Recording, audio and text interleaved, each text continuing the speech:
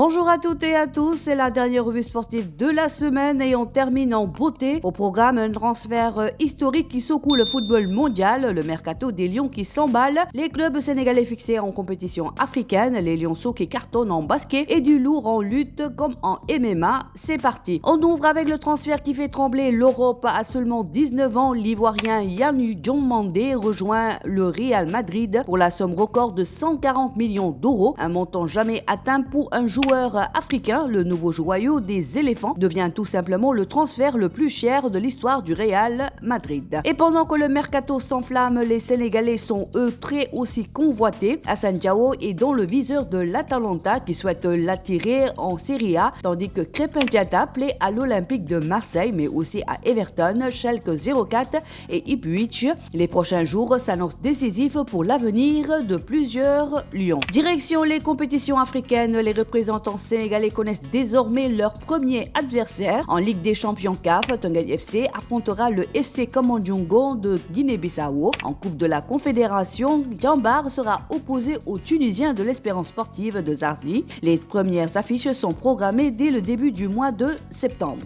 Du côté d'Abidjan, les Lionceaux ont parfaitement lancé leur Afro-Basket U18, large victoire face au Rwanda 78-38. Une prestation solide qui permet au Sénégal de prendre la tête de son groupe avant un choc très attendu contre la Tunisie ce samedi. En lutte, une affiche très attendue retrouve enfin une date. Le combat Diène Kairé contre Pokala Baldé, plusieurs fois reporté, se disputera finalement le 29 novembre 2026, une confrontation qui promet déjà des étincelles dans l'arène. Et on termine avec le MMA. Le Sénégalais Adama Diop blindé vise désormais l'UFC et participera prochainement au Contender Series, passage obligé pour décrocher un contrat dans la plus grande organisation mondiale de MMA, un immense défi et peut-être une nouvelle page de l'histoire du MMA sénégalais. C'est tout pour cette dernière revue sportive de la semaine. Merci de nous avoir suivis chaque matin. Passez un excellent week-end, profitez du sport sur toutes les formes.